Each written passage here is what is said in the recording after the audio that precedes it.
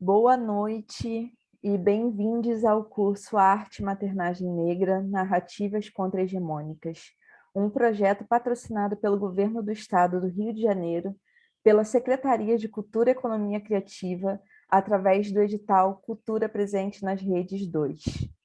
É importante lembrar que essa aula está sendo gravada, então a inscrição e a presença já autorizam automaticamente a exibição da voz e da imagem no meu canal no YouTube e em possíveis materiais da Secretaria de Cultura e Economia Criativa, caso desejem abrir a câmera e fazer comentários. Existe também a opção de comentar no chat, que não ficará gravado. Hoje nós vamos subverter um pouquinho o processo da aula anterior e nós vamos iniciar com a apresentação das obras de uma das artistas participantes do curso, a Eliana Amorim. Ela desejou apresentar no final da primeira aula, mas acaba que esse é o momento que nós conseguimos, mas não tem nenhum problema, porque as obras da Eliana, elas dialogam com a proposta do curso inteiro, principalmente por partirem de uma artista negra e mãe que está em plena produção e processo de desenvolvimento da sua poética. Se vocês quiserem, no final da apresentação da Eliana, fiquem à vontade para fazer comentários. Depois eu vou iniciar a exposição que eu planejei. Eu vou passar o slide aqui para a obra Reintegração de Leite.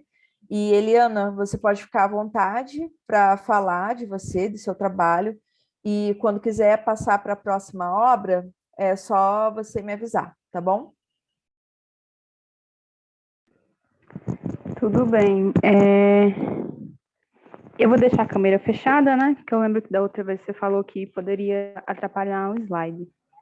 Não, você pode abrir se você quiser. Se travar, eu posso. Tá. Eu te aviso, mas tá tranquilo. Eu organizei os slides para não atrapalhar a câmera. Tá bem. Boa noite a todas as pessoas presentes, né? Tanto participando do curso quanto as pessoas que estão assistindo. Eu queria falar aqui, antes de falar da obra e de mim, que os trabalhos apresentados na semana passada me afetaram muito, assim, né? Muito, muito mesmo. Tanto da Thaisa quanto da Sunshine. Inclusive, a Sunshine falando, eu fiquei, nossa, a Sunshine tem um nome tão bonito e potente, né? Que é Brilho do Sol, traduzido para o português, para ser chamada só de A Mãe dos Gêmeos. Que não deixa de ser uma coisa potente, mas ser o brilho do sol que ela é também é. E precisa ser mencionado. E os trabalhos dela, eu me senti, assim, muito feliz em ver, né? Feliz porque eu acho que eu me senti representada também, por vivenciar, de certa forma, algumas questões. Eu sou natural de Exu, Pernambuco, na cidade do Sertão Pernambucano, e hoje eu moro atualmente em Juazeiro do Norte, que é o lugar que eu, no Cariri cearense, é o lugar que eu moro e estudo desde de 2016, final de 2016. E aí eu sou uma artista, arte educadora, trabalho com curadoria, faço parte do Coletivo Nacional Trovoa, um coletivo brasileiro de artistas racializadas, e sou membro do grupo de pesquisa Nizinga, Novos Irigdus Internacionais e Nacionais Gerados na Arte, que é liderado pela Renata Felinto, na Universidade Regional do Cariri. Eu acho importante citar essas coisas que eu falei, porque isso também me atravessa muito as minhas produções, e essa obra que eu apresento aqui, eu comecei a participar do Coletivo Nacional Trovoa a partir dela, né? Ela foi exposta numa exposição do Trovoa Ceará, chamada Corpos Furiosos. E para mim, assim, foi muito, muito importante, né? Os nomes fizeram uma ligação muito importante, né? Esse corpo furioso que deseja a reintegração do leite. Eu trabalho com várias temáticas, mas só que especificamente desde 2018, assim, eu tenho desenvolvido muitos trabalhos que estão relacionados a curandeirias das mulheres sertanejas. Mas também sobre questões de racialização e de maternagem e maternidade. E esse foi um dos trabalhos que eu fiz nessas pesquisas sobre questões raciais, né, ligadas às mulheres negras e à maternidade. Foi um trabalho que eu desenvolvi durante uma pesquisa também, né, porque, assim, esse curso para mim está sendo muito importante, porque em 2018 eu comecei a fazer uma pesquisa sobre a representação da mãe negra na arte contemporânea brasileira. E aí eu apresentei em alguns lugares, né? Foi um artigo que eu fiz bem grande, eu fiquei muito feliz por ele ter ficado grande, porque eu vi que eu estava bem envolvida com o assunto, e eu nem era mãe ainda, né? Nem tinha pensamentos que seria mãe tão cedo.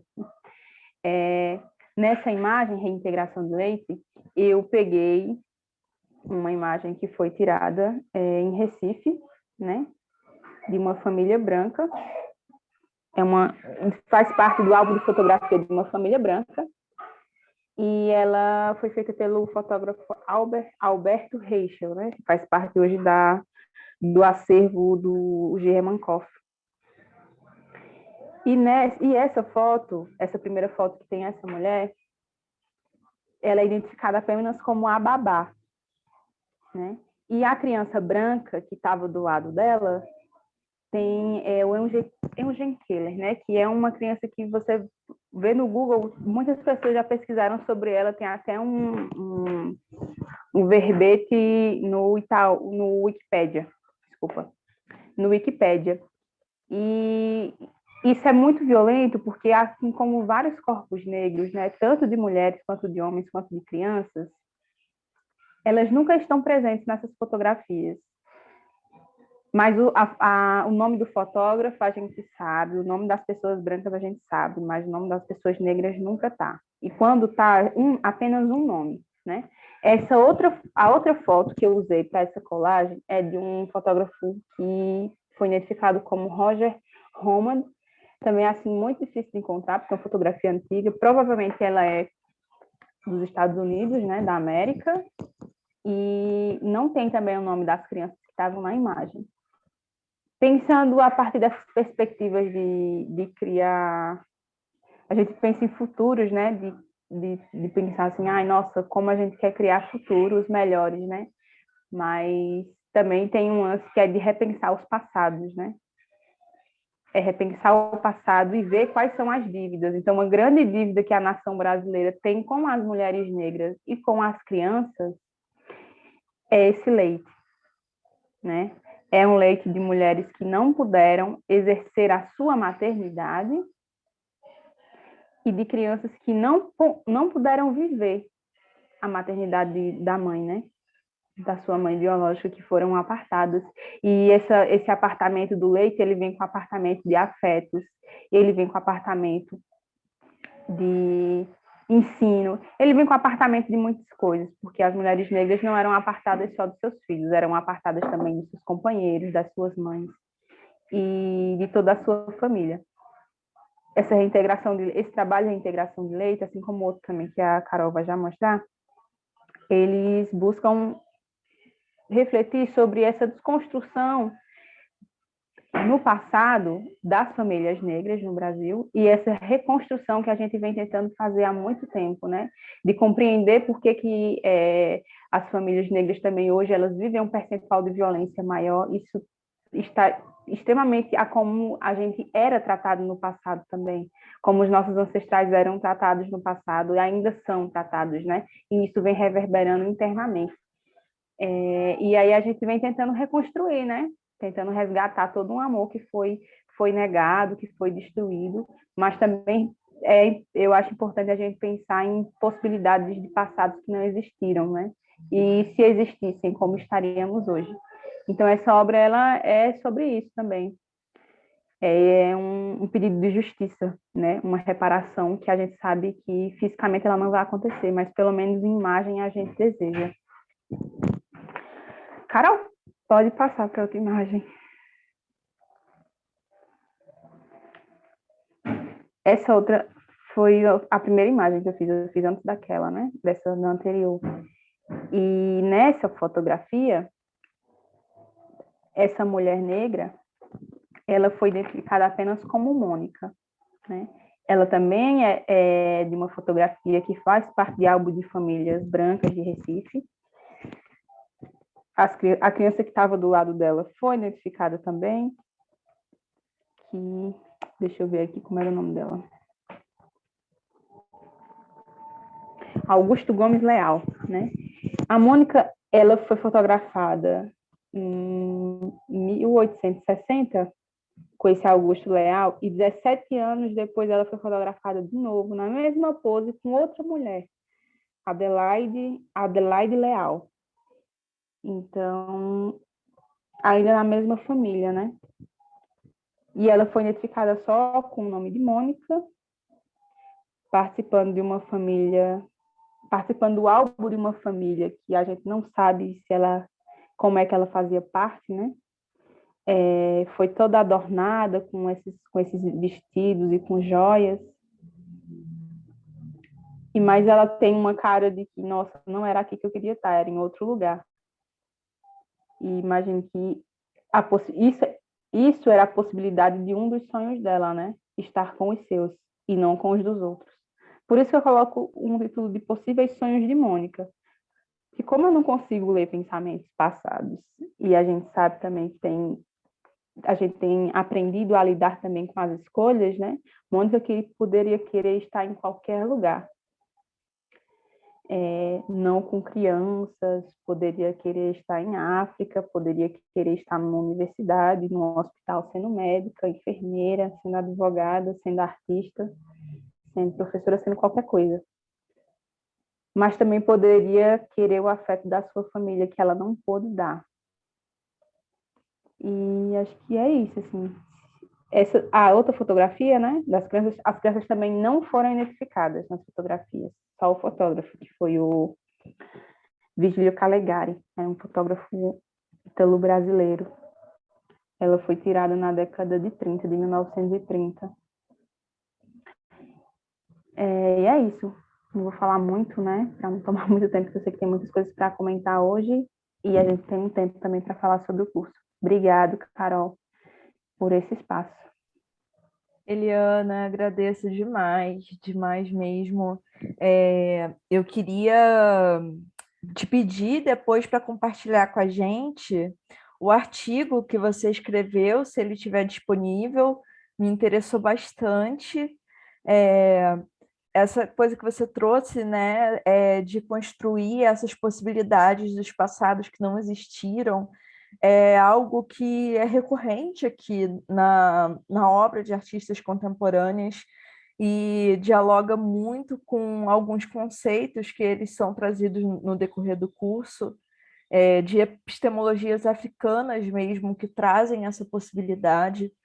E uma coisa que eu acho interessante nessa fotografia da Mônica, eu conheço essa fotografia, e a criança branca que estava com ela, né, ela tem um afeto, ela demonstra um afeto, um apego muito grande na Mônica, né? E ela tá ali com esse olhar endurecido, né? Esse olhar de que também ela está olhando diretamente para a câmera, talvez ali reivindicando a sua alteridade, né?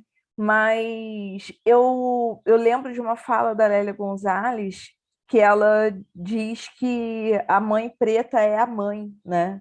É para quem essa criança ela transfere o seu afeto, né? E seria a verdadeira mãe, a branca seria a outra, né? É aquela que pariu a criança, mas que não está envolvida ali nos cuidados, que o cuidado ele também ele é transferência de afeto, né? Então, enfim, me lembrou muito esse trecho da Lélia. Se alguém quiser falar alguma coisa, fica à vontade. Mas muito obrigada, viu, Eliana? Muito obrigada mesmo pela, pelo compartilhamento do seu trabalho. Eu acho que a gente vai conseguir também elaborar mais questões com o decorrer da aula, que eu vou trazer também questões que dialogam com isso. Eu vou passar, então, para essa fala da Érica Malunguinho. A Érica Malunguinho, né, para apresentar ela um pouquinho para vocês, para quem não conhece, ela é uma educadora, artista plástica e ela é política também. Ela é filiada ao PSOL e foi eleita em 2018 como deputada estadual por São Paulo. E ela foi a primeira mulher transexual da Assembleia Legislativa de São Paulo. Ela é mestra em Estética e História da Arte pela Universidade de São Paulo e é criadora do Aparelho Luzia, que é um espaço para fomentar produções artísticas e intelectuais em São Paulo.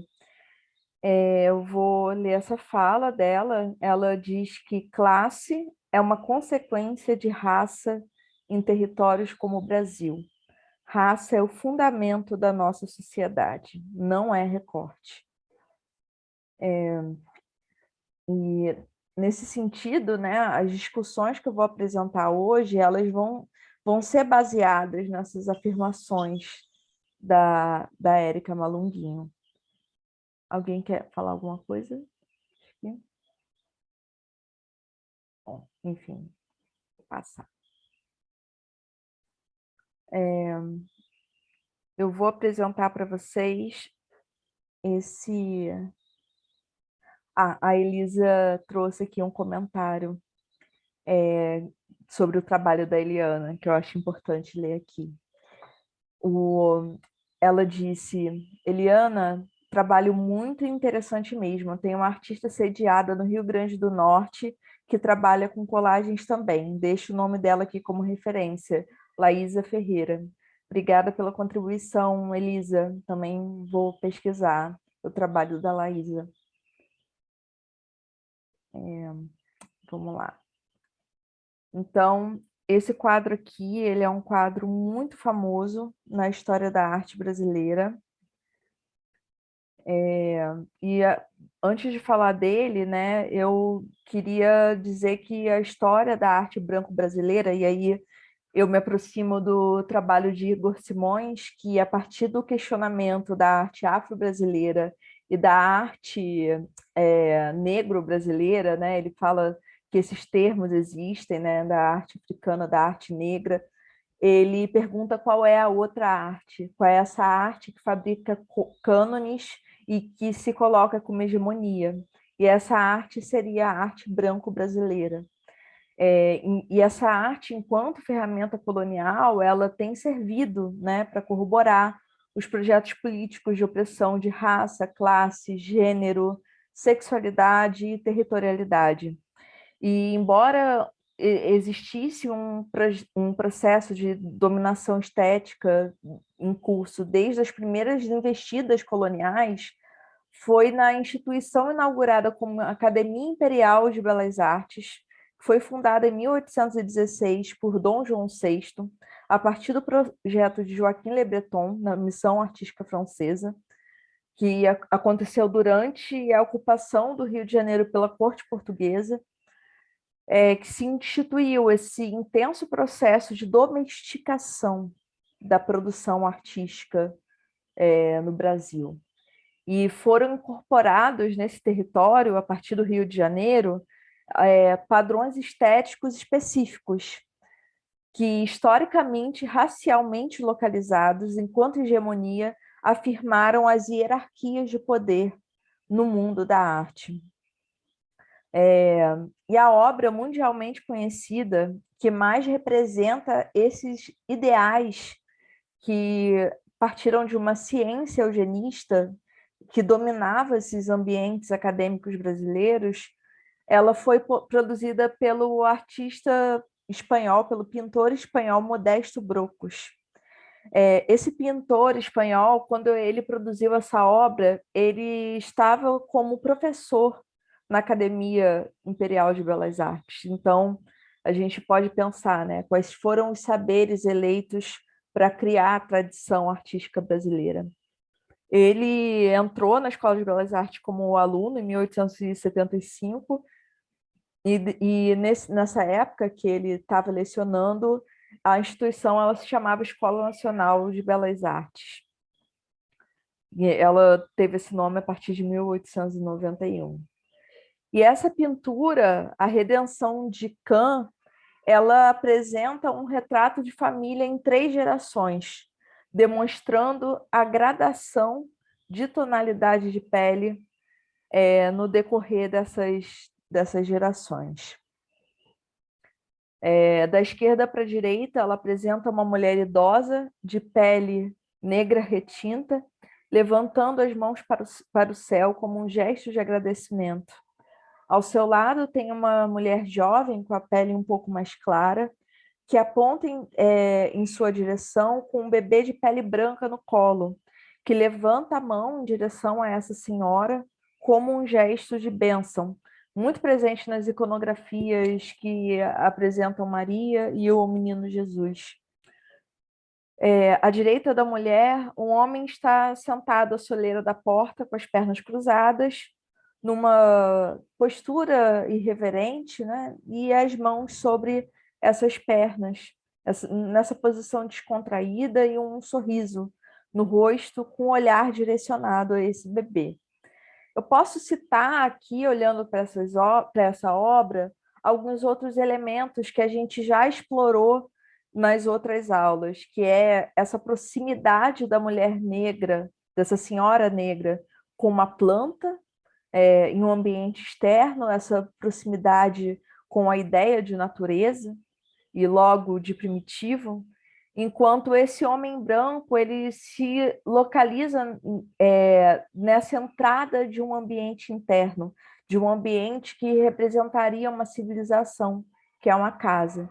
E no interior dessa casa, a gente pode observar roupas brancas penduradas que remetem a um processo de limpeza que a gente pode associar diretamente com esse processo de higienização racial e social que está ocorrendo no país nessa instauração da Primeira República.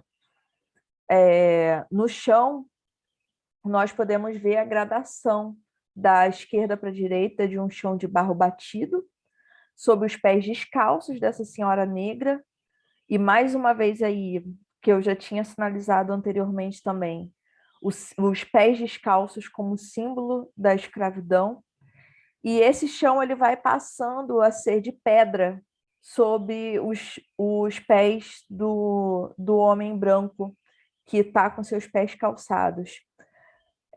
Essa mulher, né, que na época era denominada como mulata, né, e hoje nós entendemos que é uma mulher negra de pele clara, por baixo da saia dela a gente pode ver uma espécie de tecido azul que pode indicar também que esses pés eles estão calçados, como um símbolo de que essa mulher é uma mulher liberta. E a partir dessa miscigenação também pelo fato de ter um filho branco, ela apresenta um grau a mais de civilidade e um grau a mais de aceitação na sociedade. Isso também pode ser exposto pela sua roupa um pouco melhor trajada, né, do que essa que seria a sua mãe. E aí, segundo a Tatiana Lotierzo e a Lilia Schwartz, que estudaram bastante essa obra, né, o renomado médico, então diretor do Museu Nacional, João Batista Lacerda, ele apresentou uma ilustração dessa tela em um ensaio no Congresso Universal de Raças, em 1911. Nessa época, onde a ciência eugenista estava dominando. Se alguém precisar um pouco mais de explicação sobre essa ciência, também pode me sinalizar que eu posso explicar um pouco mais sobre isso. Mas, enfim, resumindo aqui, ele defendia a ideia racista de que o Brasil ele só poderia ser uma nação civilizada se ele branqueasse a sua população através da mestiçagem. De acordo com a ciência eugenista, os genes negros eles seriam mais fracos e os brancos eles estariam mais avançados em uma escala de evolução. Então, o entrecruzamento entre raças naturalmente branquearia a população. De acordo com, com as ideias de Lacerda, nesse quadro, a mulher negra seria a avó do bebê, que agradece aos céus pelo seu neto, fruto da relação entre a sua filha mestiça e um homem branco, como a possibilidade de branqueamento da sua família. Esse médico, ele dizia que nas suas projeções, ele acreditava que no ano de 2012 nós teríamos uma sociedade brasileira quase toda branca, graças à diluição de mestiços e negros através da miscigenação. Eu gosto de fazer um paralelo que é bem interessante, que em 2012 foi instituída a lei de cotas na Escola de Belas Artes da UFRJ, né? Que é uma instituição remanescente da Escola Nacional de Belas Artes. Então, assim, o que a gente pode dizer sobre isso, né? Que nós sobrevivemos e que nós estamos aqui plenamente existindo e produzindo intelectualmente. Mas eu gostaria também de chamar a atenção para outra possibilidade de leitura dessa obra, já que as imagens, como a gente já abordou aqui, elas têm agência e elas podem testemunhar contra quem as produziu. Existe um artigo da pesquisadora Lohane Mendes, uma pesquisadora e curadora incrível sobre quem vocês podem pesquisar depois, que ela propõe uma outra chave de leitura inspirada no Adinkra Sankofa, que está relacionada à possibilidade de voltar ao passado para ressignificar o presente e construir um novo futuro. E essa epistemologia ela é simbolizada pela frase Exu matou um pássaro ontem com uma pedra que ele só jogou hoje. Em poucas palavras, né, correndo aqui o risco de simplificar a importante investigação que foi feita por essa pesquisadora, eu posso dizer que é interessante a gente observar que a mãe do bebê, ela aponta para a avó, como quem indica um caminho para o futuro. E se retornarmos àquela reflexão que eu trouxe sobre as matriarcas negras enquanto portadoras das memórias, das culturas e dos saberes constituintes das culturas brasileiras, esse olhar que o bebê traz para essa avó, ele simboliza esse reconhecimento e esse desejo de conhecer mais e de resgatar esses saberes. O pai, que mesmo ao olhar o bebê se coloca de costas para esse grupo principal, ele pode facilmente ser descartado dessa cena. O foco aqui está entre essas duas mulheres e essa criança. Enfim, enquanto esses ideais de branqueamento eles seguiam o seu curso no campo biológico, há só uma questão aqui, eu posso compartilhar esse artigo da Lohane com vocês depois, junto com os outros textos de referência, porque ele é muito interessante. Enfim, enquanto esses ideais, né, de branqueamento eles estavam aí muito presentes na academia, instrumentalizando mulheres negras para o branqueamento da nação, as cópias da população europeia elas seguiam no seu curso no campo artístico e cultural. A instituição constituinte de uma reprodução dos Estados-nações europeus em solo americano, né, que mais estava em voga, era justamente essa instituição que era a Escola Nacional de Belas Artes. E ela reforça historicamente uma tendência hegemônica eurocêntrica, norte-cêntrica, que pouco ou nenhum sentido traz para o reconhecimento das realidades sociais, políticas, culturais e artísticas na América Latina. Então, eu passo aqui e volto, né, para a intelectual que mais vai teorizar sobre a América Latina, numa perspectiva negra e feminina, que foi a antropóloga, escritora, filósofa e ativista do feminismo negro, Lélia Gonzalez, que vocês já conheceram desde a primeira aula. E ela argumenta que o racismo na América Latina, ele sempre manteve negros e indígenas na condição de subalternos por meio dessa ideologia de branqueamento, que reproduz e perpetua a crença de que as classificações e valores da cultura ocidental branca são os únicos verdadeiros e universais. Ela identifica essa dinâmica voltada aos saberes produzidos e transmitidos pelos grupos subalternizados.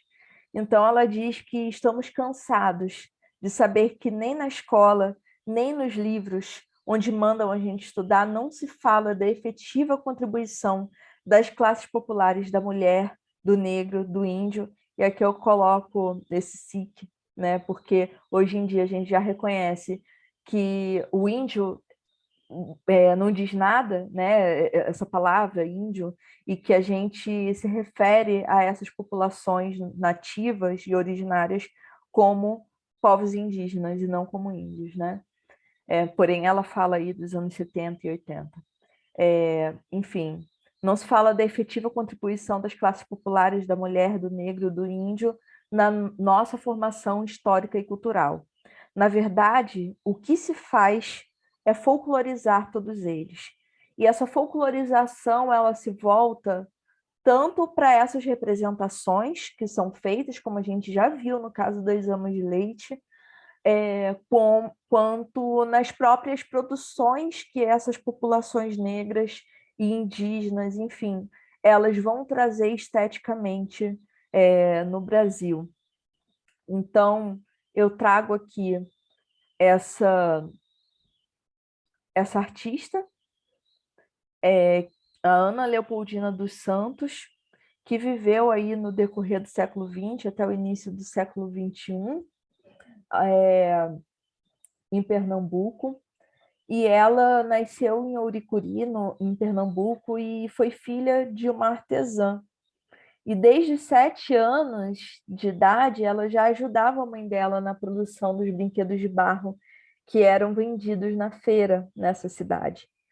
E ela aprendeu com a mãe esse ofício. Ela se casou, foi mãe e ficou viúva muito cedo, com 22 anos de idade, e teve 2 filhas, né? Ela seguiu sozinha durante um tempo com essas 2 filhas, e ela se destacou nesse momento na produção de panelas e outros utensílios de cerâmica que ela fazia para sobreviver e para tentar sustentar as meninas. Em meio à pobreza e busca por melhores condições de vida, ela se mudou para Petrolina, ainda em Pernambuco, e, de acordo com a biografia dela, ela pediu aos santos que iluminassem sua vida e ajudassem a encontrar uma solução para superar essa condição que ela enfrentava. E aí, no dia seguinte, às margens do Rio Francisco, observando as embarcações que navegavam nas águas, a Ana percebeu a imponência das carrancas. Essas carrancas que eram colocadas, né, nas proas dos barcos para espantar os maus espíritos do rio. E essas carrancas elas eram feitas de madeira e pintadas, né? Às vezes elas tinham colorido, às vezes era madeira crua, mas geralmente elas tinham um colorido muito forte. Mas ali, nessa inspiração, né, nessa catarse que ela teve, ela produziu na beira do rio, com barro do rio, a primeira carranca de barro. E o sucesso dessa carranca foi tão grande, né, que dessas peças que ela começa a fazer, é tão grande que exige até a formação de uma equipe para que essa produção ela fosse feita em larga escala. E aí a Ana, ela não só, né, ela vai reproduzir no barro, que é uma produção muito específica e muito é muito difícil, né, reproduzir isso no barro, além de ser muito original. Gente, só um minutinho que o gato está miando aqui. Mas, enfim, é uma produção muito original, mas ela também ela vai trazer a sua identidade, né? Ela materializa a sua identidade através desse processo de produção, que é longo e minucioso. E o mais curioso é que nessas peças elas possuem os olhos vazados, como vocês podem observar aí no fundo da imagem, ou mesmo nessa peça onde ela está trabalhando, ela traz esses olhos vazados tanto como uma possibilidade, né, dessas peças, né, sobreviverem aí a essa queima intensa que elas têm, quanto por uma homenagem ao seu marido, que era deficiente visual. Ele foi seu segundo marido e foi o companheiro dela até o fim da vida. Então, essa obra, né, dela, que foi muito peculiar, ela ganhou um reconhecimento nacional e internacional e se espalhou pelas feiras, exposições, né, pelo país inteiro e até na Europa, né? Ela conquistou muitos admiradores europeus. E o mais interessante é que essa artista morre em 2008, mas as filhas elas aprenderam com a mãe e produziram carrancas, produzem, né, até os dias atuais. E não só produziram, obedecendo aí essa estética que foi desenvolvida pela mãe, como avançaram, né? Elas têm hoje uma produção que também, essa produção ela também expressa, né, as poéticas individuais dessas moças. E é interessante perceber, né, que a transferência desses saberes em relação aos fazeres artísticos, eles ocorrem pela matrilinearidade, que é uma questão recorrente, a matrilinearidade, a matrifocalidade, como eu já vou explicar um pouquinho mais à frente, ela é recorrente nas diferentes comunidades consideradas tradicionais, como as indígenas e as quilombolas, e as artistas negras que foram categorizadas como populares ou naifes nesse processo de folclorização que a Lélia Gonzalez ela aponta ali, elas frequentemente relatam ter as próprias mães e outras matriarcas da família como inspiração para as suas criações, sendo essas mulheres também consideradas artesãs.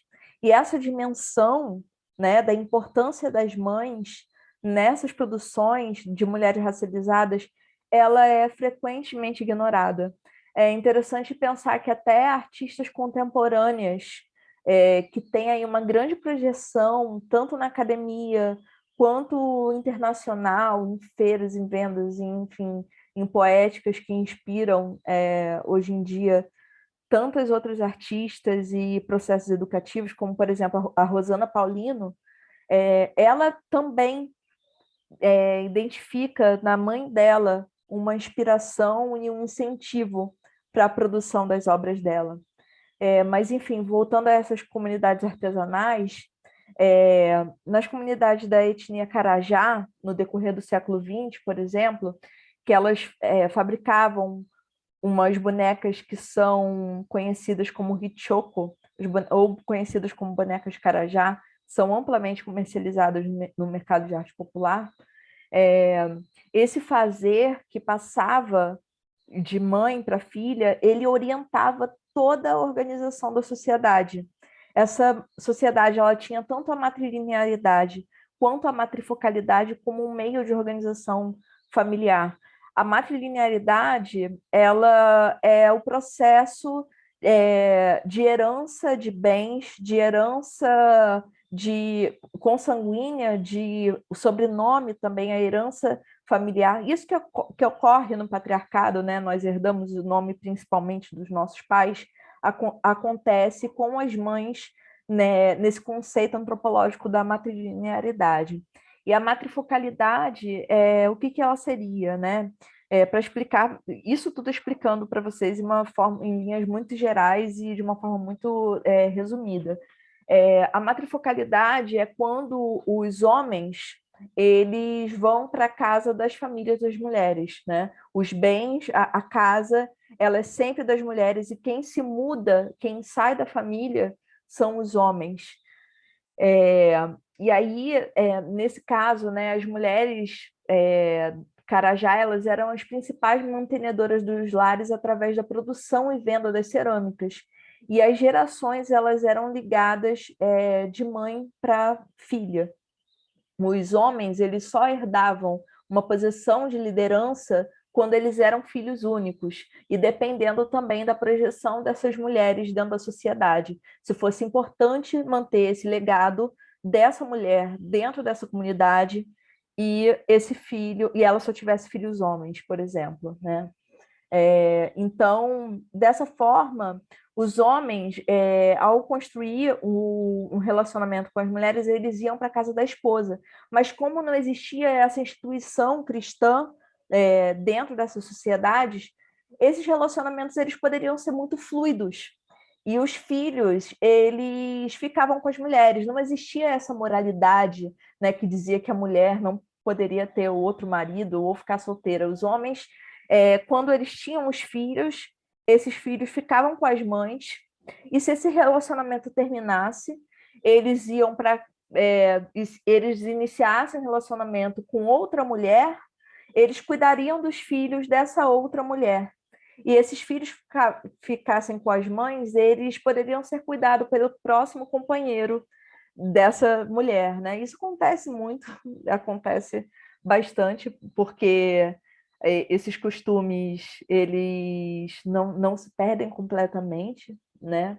Mas, de fato, assim, trazendo aqui para a nossa discussão, né, que é focada nas mulheres negras e na produção dessas artes, de fato, essa produção de cerâmica nessas comunidades, ela foi um fator de emancipação para muitas mulheres, né? Mesmo essas mulheres não indígenas.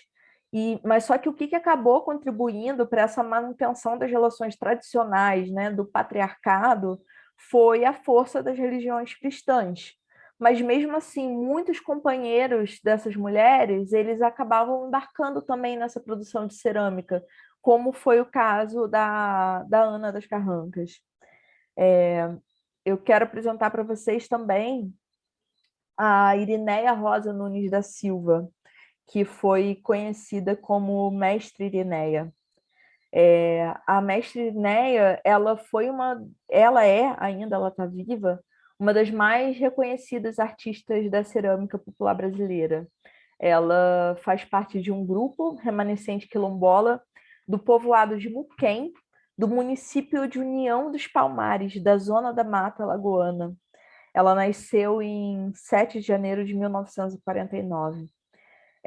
Esse lugar, ele é um lugar bastante simbólico. Eu trouxe ela aqui para a gente conhecer justamente por causa disso, porque esse lugar está próximo à Serra da Barriga, que é a terra do Quilombo dos Palmares, o Quilombo de Zumbi e de Dandara. Enfim, assim como a Ana das Carrancas, ela aprendeu com a mãe e, primeiramente, ela desenvolvia a louça utilitária. Essa louça, essa cerâmica que ela trabalhava, ela foi se transformando na medida em que começou a fazer mãos, cabeças e outras partes do corpo para compor esvotos. Os esvotos são amuletos utilizados nas religiões cristãs, mas também num sincretismo aí com as religiões africanas, que são amuletos que são utilizados para pagar promessa, né? E a partir dessa produção, dessa encomenda que ela recebia de esvotos, ela começou a desenvolver a sua linguagem artística. E essa ancestralidade dela, né, enquanto quilombola, enquanto mulher descendente de povos africanos, ela se mostra presente nas suas peças feitas com barro vermelho da região. E essas esculturas, deixa eu passar aqui para vocês conhecerem um pouquinho, elas narram através dessa forma que é moldada com a mão, que também está ali em um diálogo com os povos indígenas dessa região, alguns episódios de luta e conquista vividos pelos moradores da sua comunidade de Quilombo dos Palmares e do Quilombo dos Palmares, né? Ela parte também desse conhecimento e dessa consciência histórica. Então, um exemplo é essa escultura que representa pessoas em cima de uma árvore, em cima de uma jaqueira, né? Essa árvore é uma jaqueira, e ela se tornou uma peça muito conhecida da Dona Irineia, que ela ainda é reproduzida para venda. A jaqueira, ela é um objeto de memória porque ela remonta a uma enchente durante a qual ela e suas 3 irmãs ficaram durante toda uma noite em cima de uma árvore esperando a água baixar. Essas enchentes, elas são muito frequentes nesses povoados, tanto por falta de políticas públicas, como a gente já sabe, né? Enfim, quanto questões ambientais. E esse manejo dessa matéria-prima, ele é feito com a retirada do barro justamente desse rio que enche, né? E esse barro, ele é depois pisoteado, amassado, moldado, e as peças são queimadas. E essas cabeças, né, elas têm tanto essa ligação com os votos, quanto a ligação com o Ori, tão importante nas religiões africanas. Eu trouxe também essa obra que é a mulher com 2 crianças no colo, que está aí ligada, né, com esse símbolo de afeto que eu trouxe, que foi uma questão que eu abordei na última aula. E essa representação da maternidade, da maternagem, que também é frequente tanto nos meios de produção quanto nas próprias produções artísticas dessas mulheres. A, a Irineia, a mestre Irineia, ela também tem algumas peças simbolizando a amamentação, enfim, outras cenas do cotidiano materno. Agora ela tem mais de 70 anos e é mãe de 11 filhos. Então, durante esse decorrer, né, dessa carreira artística, ela teve esses 11 filhos e ela continua ainda nessa lida diária com o barro. Ela ainda mora no povoado de Muquem e recebe visitas do Brasil inteiro e do exterior também, de pessoas, né, tanto interessadas no mercado, a gente sabe que existe uma exploração no mercado de arte popular, mas também pessoas interessadas, né, em conhecer o seu trabalho. Em 2004, ela ficou entre as 10 finalistas do Prêmio Unesco do Artesanato da América Latina. É importante pontuar essa palavra, né, artesanato, embora ela tenha uma poética muito desenvolvida. Em 2005, ela foi reconhecida pelo governo do estado de Alagoas como Patrimônio Vivo de Alagoas. E as peças dela passaram a ser cada vez mais conhecidas a partir daí, né? E é muito fácil encontrar ela em exposições de galerias, no mercado de arte, pesquisando, dá para ver muita galeria vendendo online peças dela, tanto dela quanto da Ana, das Carrancas.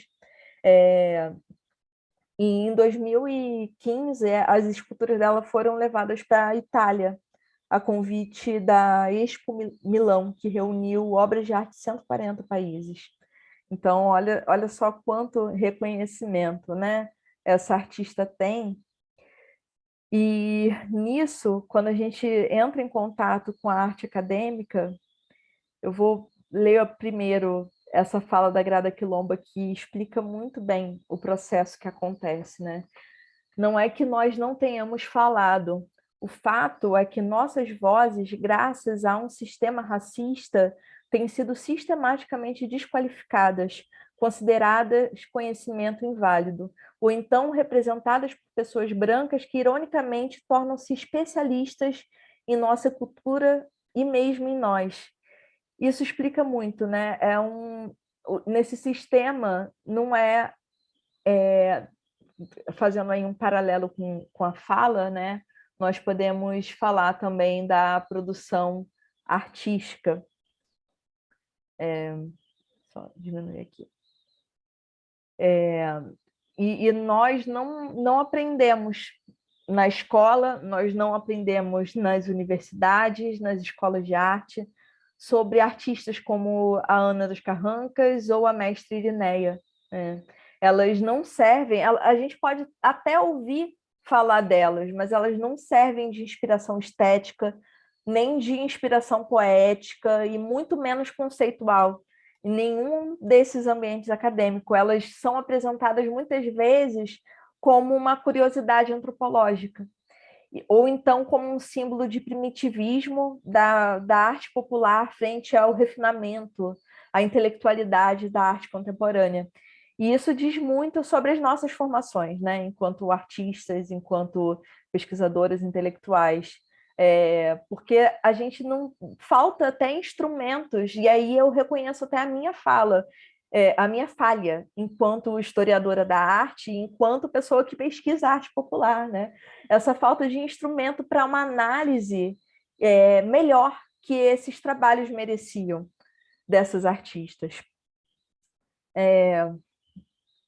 E agora eu queria mostrar o trabalho de uma artista, o caso, né?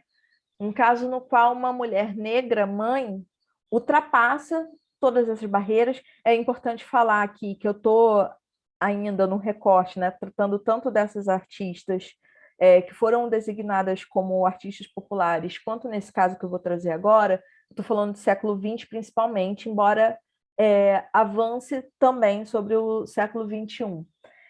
Então, eu queria mostrar esse caso, né, em que essa mulher ela ultrapassa essas barreiras que foram impostas no acesso ao ambiente acadêmico, num gesto que hoje em dia a gente pode dizer até que foi um hackeamento desse sistema de arte. Essa que é conhecida, ela é Judith Bate, esse é o nome dela, mas ela é conhecida como Dona Judith. E ela prestava serviços como zeladora na Escola de Belas Artes de Pelotas, no Rio Grande do Sul. E ela morava com o marido e com os filhos, ela tinha 2 filhos, uma moça e um rapaz, e ela morava na escola, e tinha um bar também no local. E nesse decorrer dos anos, né, ela começa ali no final dos anos 60, e fica aí décadas nesse ambiente, ela foi observando as aulas, ela já tinha aí uma expertise em cerâmica, e ela já tinha uma expertise em cerâmica feia. A Fernanda tá saindo. Beijo, Fernanda. Muito, muito obrigada pelas suas contribuições no decorrer do curso. Obrigada mesmo. Ai, eu que agradeço o curso. Beijo, beijo, gente. Beijo. Tchau. Depois te mando a gravação. Tchau, tchau.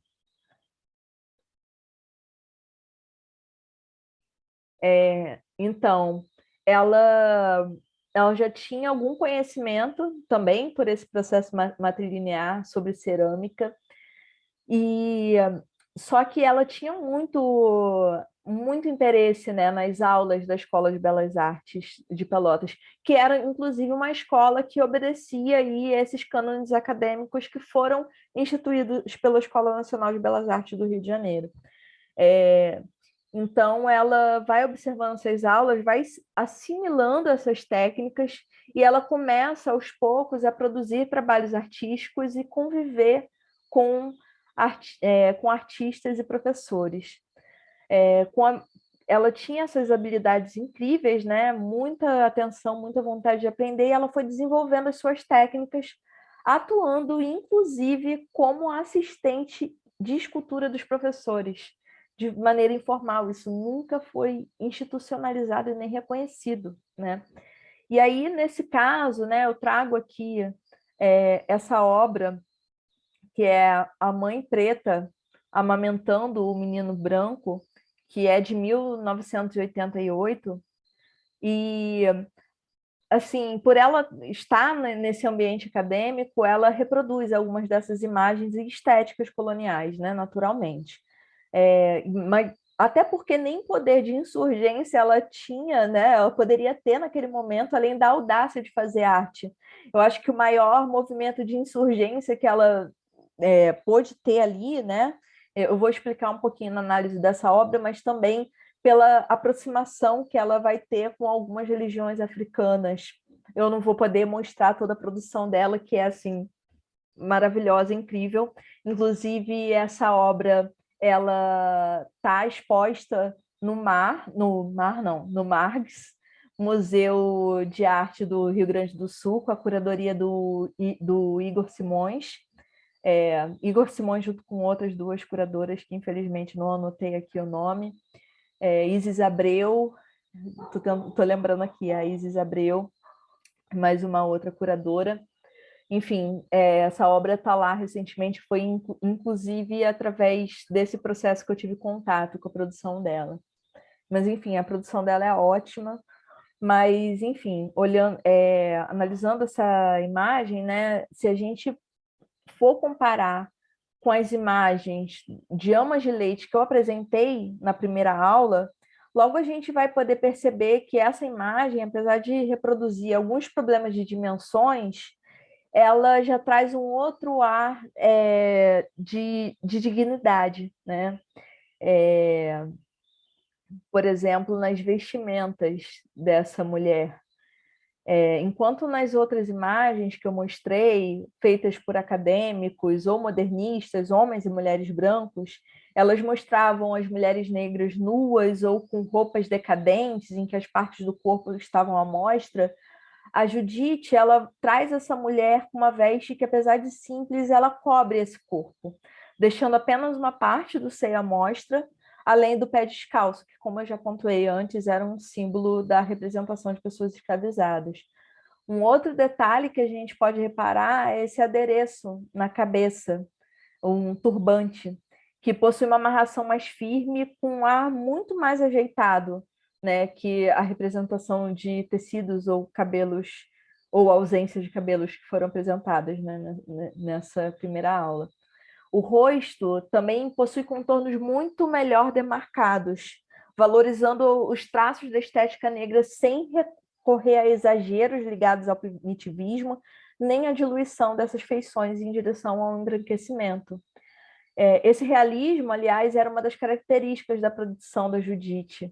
Alguns relatos da época dizem que a sua presença causava um desconforto no ambiente acadêmico, pois não era possível atribuir a ela, nesse momento, uma classificação plausível ao grau de desenvoltura das suas obras.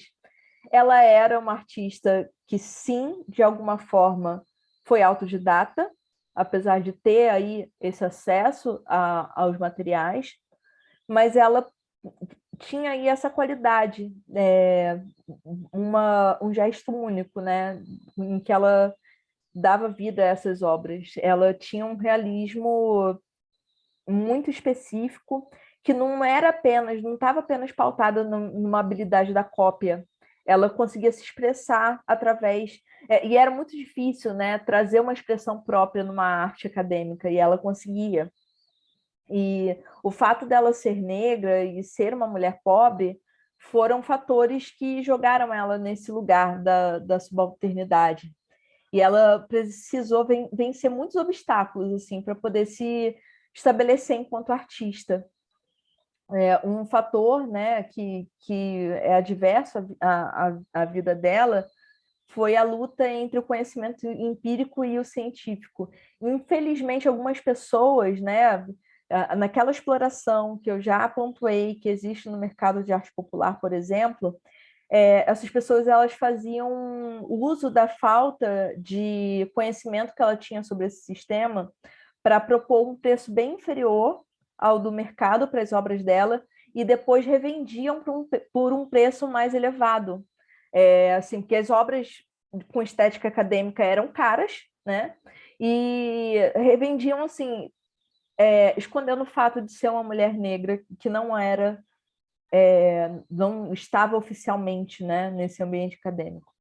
E aí o fato de não cobrar pelas obras dela, né, ou cobrar pouco, pode ter influenciado nessa valorização pequena que o trabalho dela teve. Ela só tinha o terceiro ano do primário, né, da terceira série do ensino fundamental. Ela escrevia muito pouco e isso também foi usado para desqualificar a posição dela enquanto artista. Esses saberes coloniais que são valorizados, né? E aí é interessante perceber que mesmo quando uma artista ela ingressa nesse espaço, domina a linguagem acadêmica e desenvolve um fazer artístico tecnicamente, poeticamente superior até o de professores da própria academia, como foi observado depois, né, de todo esse tempo. O racismo ainda empurrou a Judith Butler para esse lugar de subalternidade. E a gente não está falando aí mais do início do século XX, porque o auge da carreira da Judith foi nos anos 80.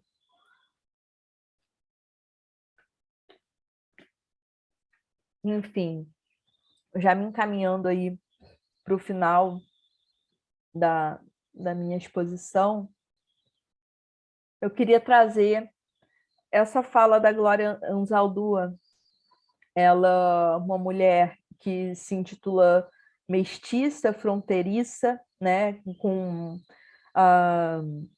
as ancestralidades negras e indígenas muito fortes no sul dos Estados Unidos, e ela, nesse texto, né, no texto que eu trago aí o trecho, falando em línguas, cartas às mulheres escritoras do terceiro mundo, ela traz uma escrita reconfortante que ela combina reflexões sobre seus processos e vida cotidiana e mensagens direcionadas às mulheres racializadas, principalmente, que, como ela, né, sofrem com esses processos impostos de racialização e de subalternação nesses países do terceiro mundo. Ela encara a escrita como um processo de sobrevivência das subjetividades, enquanto resistência a um ideal de intelectualidade que não as considera como corpos detentores de saberes e poéticas. Ela tende a encorajar outras mulheres a continuarem as suas produções, mesmo que nas condições mais adversas. Então ela diz assim: escrevam com seus olhos como pintoras, com seus ouvidos como músicas, com seus pés como dançarinas. Vocês são as profetisas com penas e tochas. Escrevam com suas línguas de fogo. Não deixem que as canetas se desafugentem de vocês mesmas. Não deixem a tinta coagular em suas canetas. Não deixem o censor apagar as centelhas, nem mordaças abafar suas vozes. Ponham suas tripas no papel.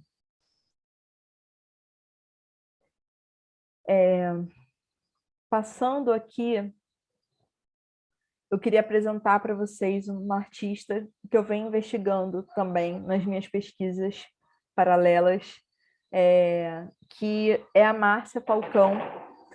E ela parte justamente dessas condições adversas que a Glória Anzaldúa aponta para encarar a sua produção em pintura.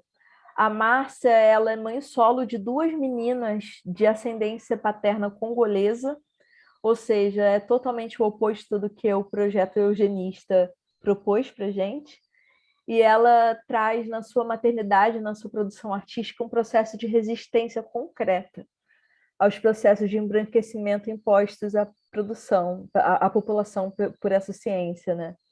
Ela usa das ferramentas coloniais para visibilizar as suas perspectivas sobre o sistema de arte vigente e o seu lugar no mundo, com todas as suas especificidades. A Márcia é artista contemporânea. Ela está em ascensão na sua carreira. Hoje, esses trabalhos que eu vou apresentar aqui, são de 2019 e 2020, mas hoje eu posso dizer que a carreira da Márcia está muito mais avançada, o que aponta para um futuro muito promissor para nós artistas, mulheres negras e mães, né? E nesse sentido, considerando esses processos de marginalização que são impostas, né? É importante problematizar essa margem, porque é uma margem de imposição e não de potência. Ser mulher, ser negra, ser mãe, viver em territórios periféricos, no caso dela, né? Ela vive em territórios periféricos vitimizados pela violência policial, e mesmo assim ela domina os códigos da branquitude em relação ao fazer artístico. A manipulação das matérias que estão ali disponíveis para ela enquanto materiais artísticos, né? para corporificar as elaborações poéticas dela. Em Erguer a Voz, Pensar como Feminista, Pensar como Negra, a Bell Hooks ela elabora algumas questões sobre o lugar da margem em relação à centralidade, né? A margem como esse lugar racializado e periférico em relação a esse conhecimento hegemônico central.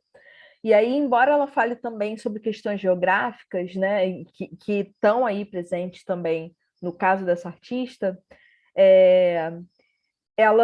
a gente pode trazer também aqui para essas hierarquias que são construídas entre os saberes artísticos no sistema de arte.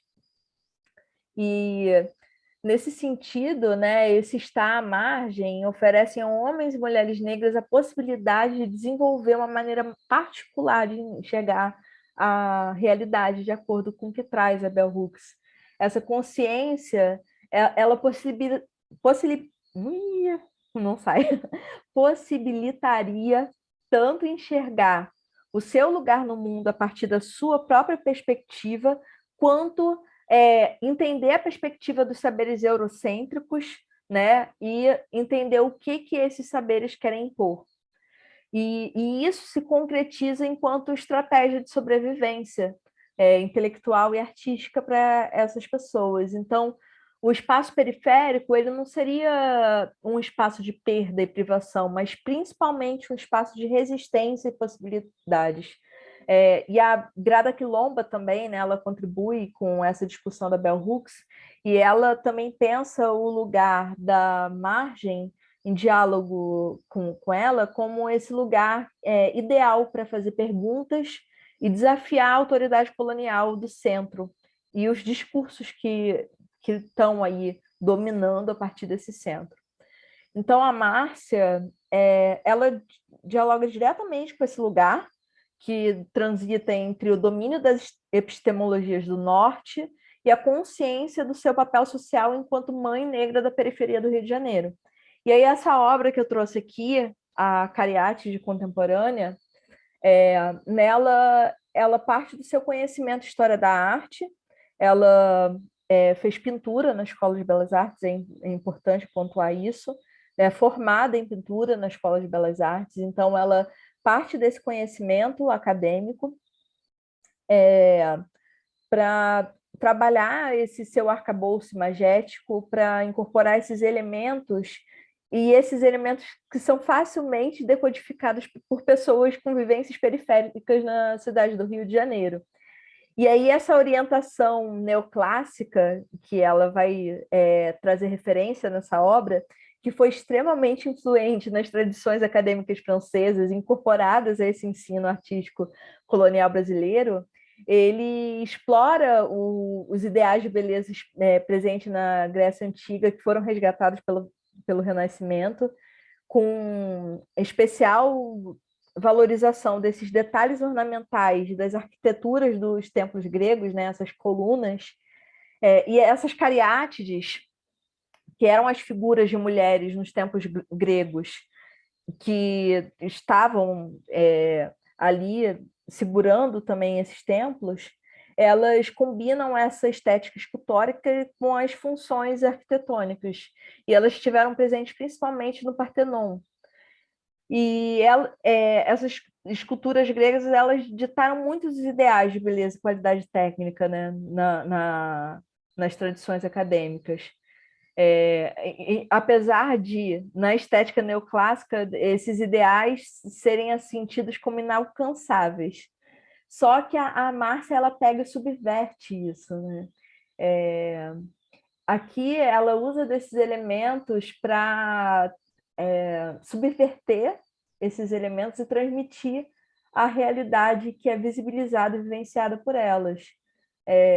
Esses elementos arquitetônicos eles atravessam o Atlântico e se fixam nas residências periféricas das periferias cariocas, com seus tijolos expostos, como vocês podem ver aí nessa pintura, as vigas revestidas apenas pelo cimento, os cacos de vidro que são dispostos nos topos dos muros das casas, presentes nessa diagonal inferior da imagem, eles fazem parte das estratégias de segurança de baixo custo para muitas famílias desses territórios, sendo parte constituinte dessas paisagens dos bairros do subúrbio e das periferias do Rio de Janeiro.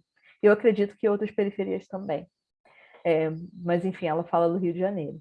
Então, a mulher mãe, cujo corpo diverge dos ideais de beleza impostos pelas tradições eurocêntricas ou pelas grandes mídias contemporâneas, se torna o pilar dessa estrutura, transmitindo o lugar social que ela representa na sociedade brasileira como um todo, né? É interessante observar essas fissuras presentes na cabeça dessa figura humana que ela traz aí, que podem ser interpretadas como um elemento semiótico da produção intelectual dela, que ela mesma coloca como fragmentada, onde somente é possível elaborar os seus pensamentos a partir das brechas de tempo entre as diversas funções da dupla ou tripla jornada de trabalho.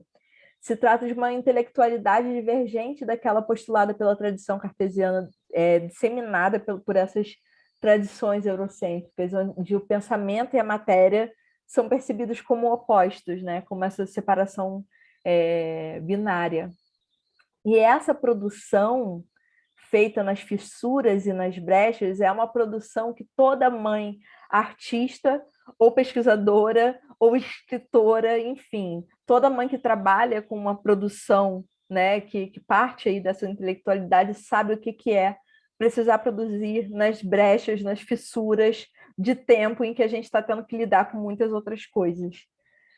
Passando aqui para a próxima obra, que é Vênus, Madonna, Cariátide, Suporta o Peso do Vazio, ela é um desdobramento desses estudos que vinham sendo conduzidos, né, nesses anos anteriores, e que traz essa questão da mulher mãe enquanto pilar central da estrutura familiar, que já se fazia presente, né, tanto no diálogo com os cânones ocidentais da representação feminina, por exemplo, as diferentes versões e possibilidades da Vênus, né, que enquanto ideal de beleza e sensualidade para as mulheres brancas, pertencente a esse campo do mítico e de um sagrado idealizado.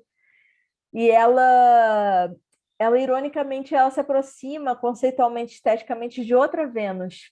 Quem estuda história da arte conhece, quem já teve contato, né, com a história da arte, conhece que é a Vênus de Willendorf, uma famosa escultura de 24 mil anos que foi encontrada na Áustria, que apresenta uma mulher com seios, ventre e glúteos volumosos, se distanciando do padrão de beleza que foi construído milhares de anos depois, mas que se aproxima exatamente com esses diferentes corpos de mulheres mães reais, né? A Madonna também, que está aí no título dessa obra, Maria, Mãe de Jesus Cristo, é provavelmente a figura feminina mais representada pela história da arte ocidental. É uma pena que a Fernanda não esteja aqui, porque ela saca muito dessa representação da Vênus na história da arte, desses arquétipos, que seria também, né, esse modelo de maternidade devotada, abnegada, amorosa, essa santa, né, que é representada majoritariamente como uma mulher branca, né, e construiu esses padrões a serem seguidos pelas mulheres cristãs nas vidas domésticas. Enfim, combinando esses três ícones, a Vênus, a Madonna e a Cariátide, que eu já expliquei para vocês, essa mulher que se apresenta nessa escultura, além de segurar suas crianças, ela ainda suporta o peso do vazio, representado por diversas camadas de um grosso tecido branco dobrado. Esse vazio também pode ser interpretado por todas as mazelas sociais impostas ao papel desempenhado por uma mulher, mãe, que são potencializados pela racialização e pela vivência periférica. Esse lugar, ele não fala apenas da representação enquanto forma física, mas dessa invisibilidade do trabalho materno, doméstico, do cuidado, enfim, o maternar, né? Matéria, o materializar, assim, a Márcia, ela traz me remete, né, esse jogo de palavras, maternar, matéria, materializar. Nessa obra que ela traz esse suporte tridimensional em técnica mista, ela faz uma escultura de cera, que é uma experimentação com a matéria, que é a característica da produção dela. ela deu uma entrevista para a revista Desvio, em 2020, em que ela elenca essa plasticidade dos materiais dela como um elemento disparador para as questões a serem trabalhadas nas suas obras. Ela fala, isso tanto traz para a gente a questão que eu já coloquei aqui, né, que a colonialidade e a branquitude opera nesses opostos, que é entre pensamento e matéria, e ela tenta subverter isso na experimentação com as matérias. Ela deu, nessa entrevista, né, que eu mencionei, ela diz assim: me perceberam mulher antes que eu desse conta disso. Tudo isso pela forma, a forma que a gordura preenche a minha carne.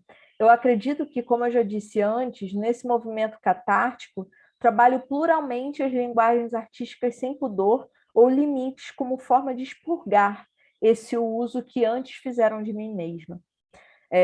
Essa experiência que ela coloca aí é uma experiência muito comum a muitas mulheres negras. E além desses materiais escolhidos, né, para dialogar com essa catarse da objetificação do corpo que atinge ela, eles também têm uma multiplicidade plástica e poética muito característica da produção dela. E ela aponta a estratégia de lançar mão do que está à mão. É uma estratégia que parte de você precisar desenvolver o seu olhar intelectual e artístico no correr do dia a dia, né? Enfim, essa produção dela, que eu exemplifiquei aqui, ela visibiliza um giro de perspectiva muito relevante se a gente for considerar as produções artísticas e literárias num pensamento decolonial, principalmente. O próprio fato dela produzir arte a partir das condições de subalternidade e de território, e através do aprendizado dessas linguagens pictóricas acadêmicas, ampliando, né, essa compreensão da narrativa dela, já configura esse instrumento de resistência que parte aí da garantia da sobrevivência, da subjetividade dela, como tinha apontado a Glória Anzaldúa. Enfim, finalizando aqui, já encaminhando para o final, né, com a obra da Márcia, que eu acho muito representativa, eu posso dizer que esse meio das artes visuais, ele ainda é um espaço muito elitizado, né, do qual certos corpos e territórios ainda são excluídos, embora a gente esteja trabalhando arduamente para modificar isso, né? A gente costuma dizer que quando a gente é mulher, a gente precisa trabalhar em dobro; se a gente é negro, a gente precisa trabalhar em triplo; se a gente é uma mulher negra, a gente precisa trabalhar ainda mais vezes. E se a gente coloca a maternidade nessa conta, a maternagem, o esforço ele é árduo, né, para a gente se manter nesse sistema, considerar as nossas possibilidades, nossas condições de produção, em que muitas vezes a gente não tem um ateliê ideal, um escritório ideal para poder produzir, né, as nossas construções intelectuais, e aí ter ainda o nosso trabalho a partir das nossas narrativas ser assim como considerados relevantes, e conseguir viver e se sustentar nisso uma assim uma tarefa árdua, né? E a artista aqui, a Márcia, né, que eu trouxe, ela contradisse tudo o que foi imposto pela hegemonia. Ela teve grande parte da sua produção elaborada sem ateliê adequado, num pequeno apartamento onde ela se refugiou por conta da violência urbana que ela vivenciava na sua casa antiga, um território de constantes disputas entre tráfico e milícia. E quem acompanha, né? Bom, eu acho que na conjuntura política que a gente tem hoje, enfim, com os poderes que a gente tem hoje em escala nacional, eu acho que todo mundo já conhece, por exemplo, o que é milícia, que é um poder paralelo que é muito influente no Rio de Janeiro, né? E muito da violência urbana decorre disso, né? Desses conflitos que envolvem tráfico, milícia, polícia, e às vezes essas fronteiras elas não são tão específicas.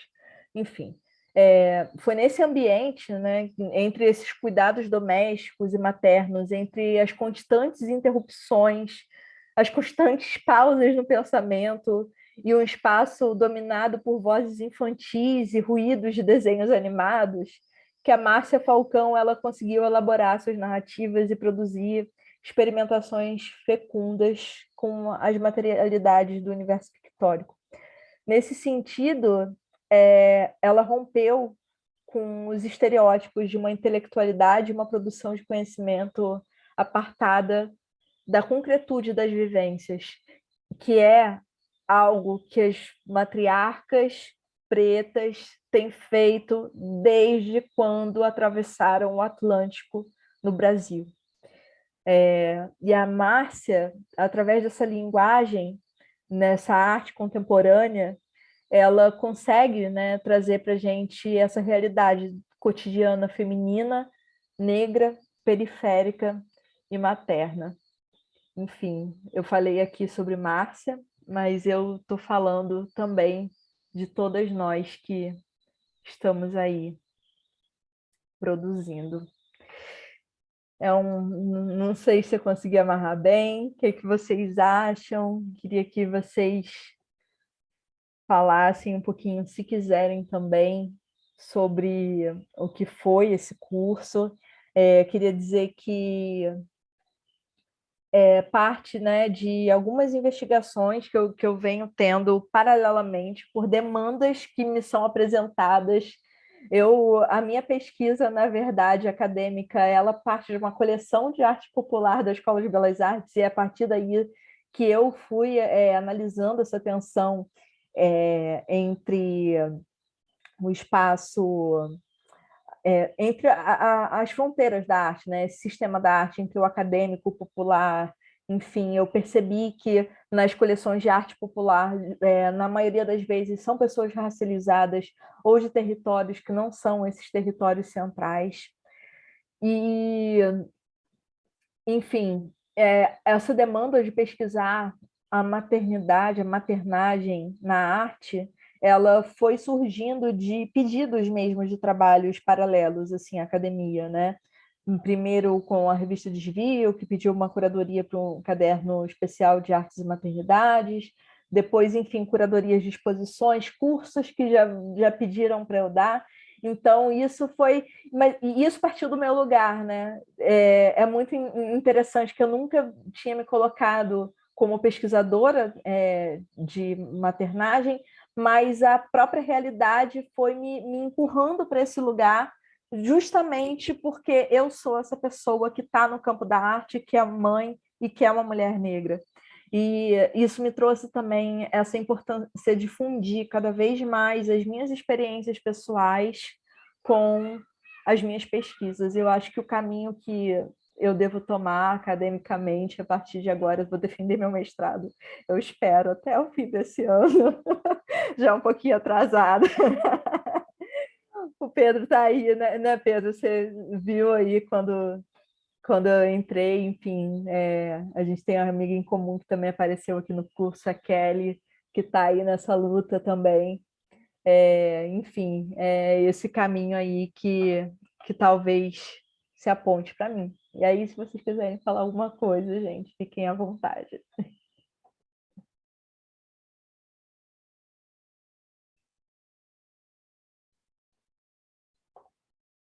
Estou vendo aqui os comentários. Muita gente precisou sair mais cedo. Tá tudo bem também. Pessoal, tem muita gente que nessa hora tá com as crianças no processo de dormir. Você quer falar, Elisane? Eu quero, sim, eu quero agradecer, porque eu estou conhecendo um tanto de referência que eu não conhecia e estou me sentindo muito feliz de poder ter participado e conhecer o seu trabalho, a sua pesquisa. Eu sou professora aqui em Florianópolis, mas não sou de Florianópolis, sou da periferia de Osasco, Grande São Paulo, e trabalho aqui com educação infantil, e para mim, assim, é muito importante conhecer essas referências pensar a arte a partir de outras perspectivas, né? Porque eu aprendi na época da graduação num formato muito racista e eu quero ser outra pessoa, né? Outra professora, não a que eu tive na época da escola pública e tal. E eu quero muito te agradecer, viu? Muito obrigada, assim, para mim está sendo assim fabuloso, é incrível. Estou muito feliz, viu? Só queria falar essa palavra de agradecimento mesmo. Obrigada, Elisângela. Obrigada vocês todos que estiveram aqui comigo, que como eu falei, né? Acaba sendo um assunto considerado muito específico, mas que é um assunto que ao mesmo tempo diz sobre todos nós, e quando eu vejo, né, pessoas de diferentes áreas, assim, quando eu vejo a adesão que esse curso teve, eu acho assim que, enfim, me aponta aí muitos caminhos, e é essa construção, né, que eu quero ter, e eu agradeço também as artistas que estiveram aqui com a gente, porque a ideia é essa mesmo, que a gente possa cada vez mais ampliar, enfim, essas discussões, e eu me coloco totalmente à disposição, gente. Eu tenho o meu Instagram, que é Carolina Rodrigues, tudo junto, L no final e underline, Carolina Rodrigues L underline. Vocês podem me seguir lá, mandar inbox quando vocês quiserem. E também o meu e-mail, que é carolina.rdelima@gmail.com. Eu estou aqui falando porque o curso vai ficar gravado, não dá para botar na tela, eu devia ter colocado. Mas, enfim, vou deixar também na descrição do vídeo. E, enfim, estou aí totalmente à disposição para trocar com vocês, tá bom? Muito, muito, muito obrigada. E vou mandar os materiais por e-mail, talvez não hoje, mas amanhã amanhã ou depois eu devo mandar por e-mail. Os certificados também vão estar disponíveis na plataforma do Simpla, tá bom? Boa noite. Obrigada, Beatriz, Bianca, Laura, Elisa, que já foi. Obrigada, obrigada mesmo. Miliane, vocês foram incríveis. Beijo, beijo. Tchau, tchau.